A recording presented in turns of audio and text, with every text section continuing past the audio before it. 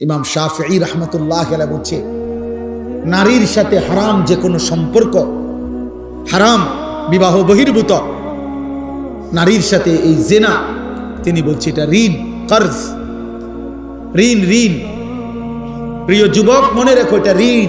তিনি বলছেন এটা হাওলাত, ঋণ। তুমি যেন ঋণ নিলা।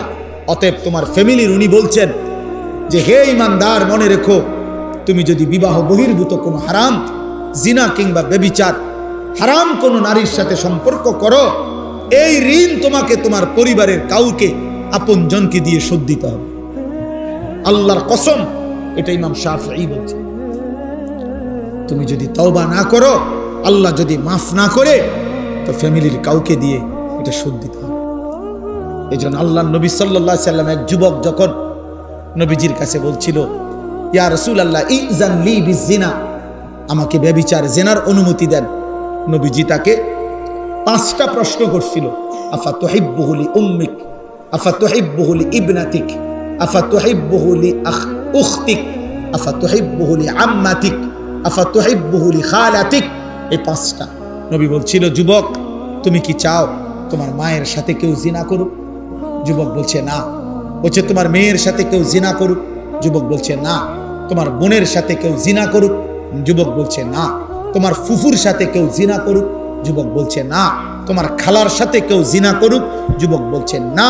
আল্লাহর নবী বললেন, ওয়ালান নাসু ইউহিব্বুনাহুম লিউম্মাহাতিহিম ওয়া আখাওয়াতিহিম ওয়া বানাতিহিম ওয়া আম্মাতিহিম ওয়া খালাতিহিম। তাহলে যুবক মনে রেখো, পৃথিবীর কোনো মানুষও চায় না তার মায়ের সাথে কেউ জিনা করুক, তার বোনের সাথে কেউ জিনা করুক, তার মেয়ের সাথে কেউ জিনা করুক, তার ফুফুর সাথে কেউ জিনা করুক, তার খালার সাথে কেউ জিনা করুক।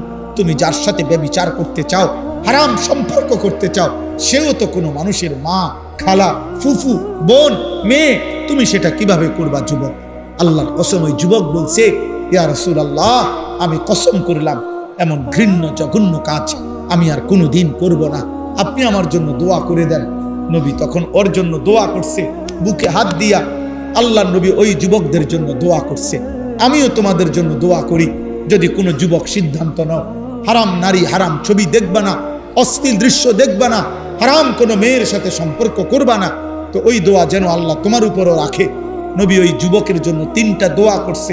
আল্লাহুম্মা গফির যামবাহু, আল্লাহ এই যুবকের গুনাহগুলো মাফ করে দেন। ওয়া তাহহির কলবাহু, আল্লাহ যুবকের অন্তর পবিত্র করে দেন। ওয়া হাসসিন ফারজাহু, আল্লাহ যুবকের লজ্জাস্থানও পবিত্র করে দেন।